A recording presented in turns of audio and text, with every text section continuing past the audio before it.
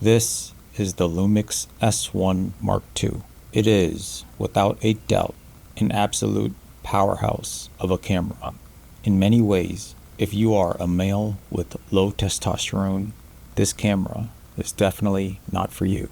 A compact mirrorless body capable of 6K 30p 5.1K super sampled 60p 3x2 open gate for photography, 24 megapixels with up to 70 frames per second in electronic shutter.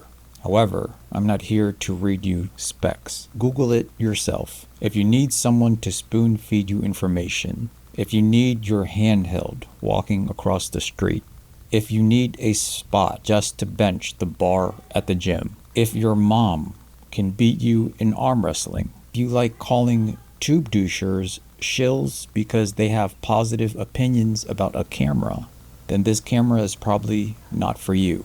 Like its staggering amount of video resolution options, using this camera can become complicated and will require brain cells to operate.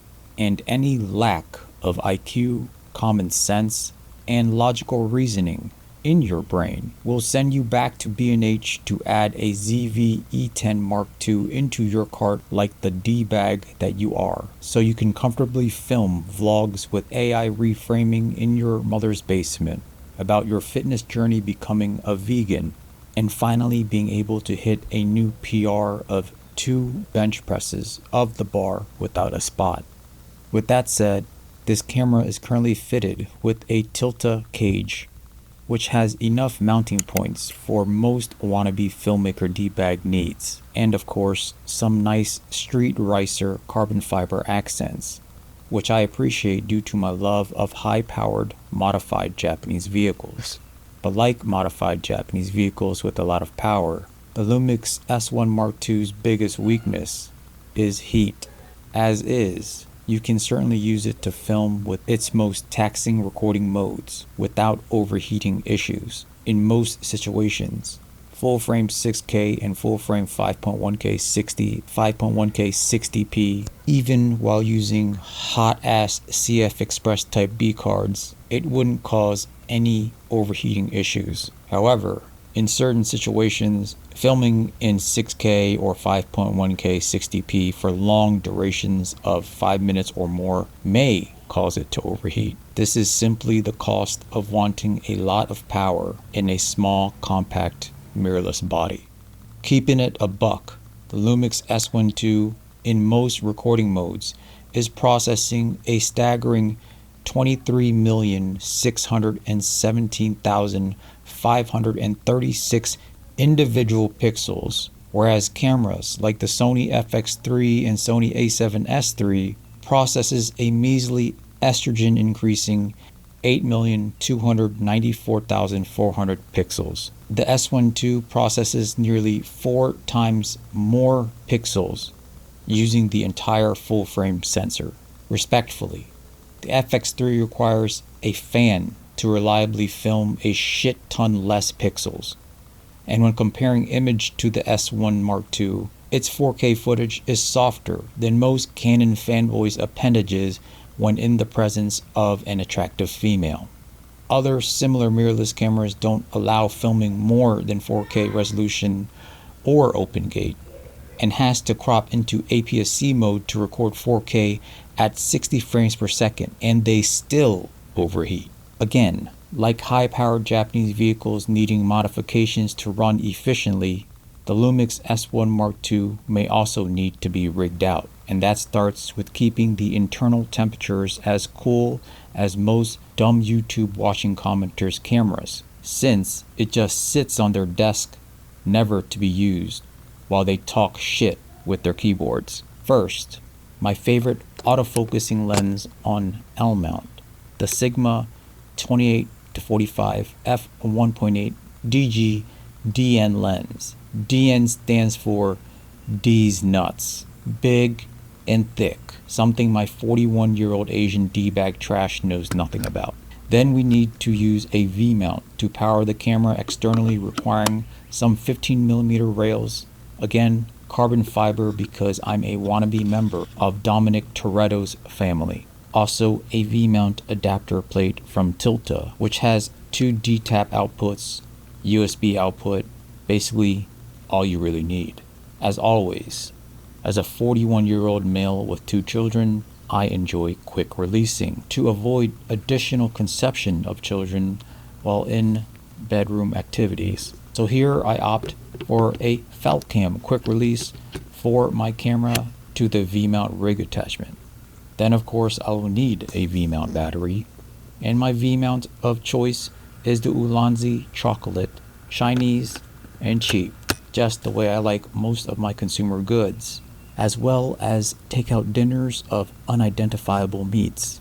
Here is the tricky part, a Condor Blue Nikon shooter battery, aka dummy battery. Word on the street is that this Condor Blue be blue balling power to the S1 Mark II and is not recommended for reliable use, so use this at your own risk.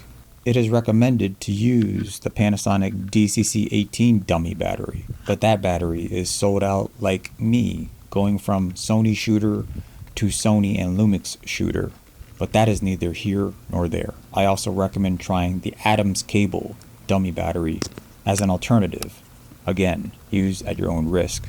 A random small rig, like the small rig in my pants top handle that I randomly found sitting in my messy ass office with 1/4-inch screw and RE locating pins to fit the Tilta cage that strangely does not have a built-in NATO rail at the top. Not including a NATO rail at the top of a cage is like not allowing open gate recording on a camera.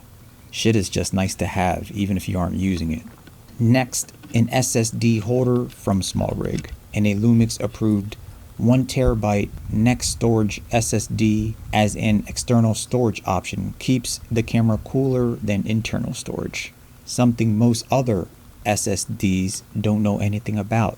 Stupid Sony D-bags, because Sony doesn't allow SSD external recording. Then of course an MKE 200 mini shotgun mic, small and doesn't require a dead cat to protect from wind noise, making you walk around looking like you got fur from your General Tso's chicken dinner all over your mic. Speaking of audio, the audio in this video was recorded entirely with the new Ceremonic Air wireless mic kit. It's similar to other mini wireless mic systems you have heard about, but has much better sound quality. The only kit where the tiny transmitters actually allow attachment of a lav mic, and the General Tso's chicken fur attached actually fits into the see-through case, however sticking out a bit, looking like my overgrown armpit hairs hanging out of my sleeves. Now just attaching an Atomos Shinobi 2 monitor for show, and to add into the links in the description below for you to buy,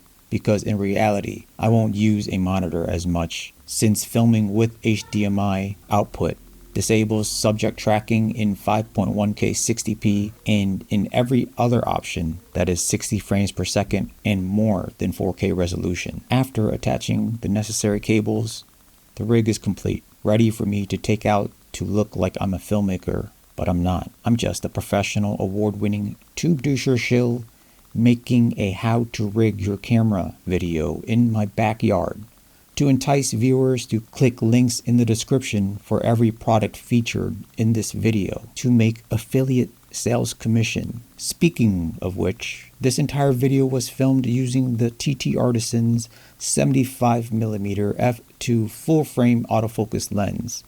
Currently, as of July 10th, 2025, is on sale for a ridiculous $159 Amazon Prime Day sale. Of course, the links are in the description for you to buy right away. The fact that this video was filmed with a small shill camera, Lumix S9, and a $159 lens is absolutely diabolical work.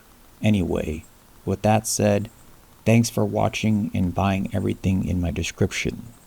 Subscribe to the channel, and until next time, lighten up. Hi, man. man, you got a new camera? Yeah, this is actually the Lumix S1II. I actually have it all rigged out with the tilter cage on it. Those tube doucher shills actually weren't shilling. This is a great camera. Oh my god, Lumix S1 Mark II. It's trash and unprofessional. Why do you say that? It have an overheat problem. Bro, I use this camera to film 6K open gate for like 3 hours. 5.1K 60 frames per second open gate in like 95-degree weather. I didn't even get an overheat warning. No man, I have a friend with an uncle who cousin saw on the Facebook a guy say his friend father with a Lumix S1 Mark II it overheat in 5 minutes with 4K 60. They must have been in India filming Indian street food directly on top of a bucket of hot brown oil surrounded by hot and humid sweaty pits. You need to do the overheat test outside in direct sunlight 4K 60. Bro, no one films a long duration 4K 60p in shitty ass direct sunlight. I am not gonna do a bunch of unrealistic overheating tests. Let me show you. You could film the camera with 4K 60 put in the microwave. It overheat. It unprofessional. You film the camera 4K 60 in the air fryer. It overheat. It unprofessional. You film the camera like that 4K 60. It overheat. It unprofessional. Bro, back your mouth away from the damn camera. Your hot ass fish sauce breath will melt the camera before it even overheats.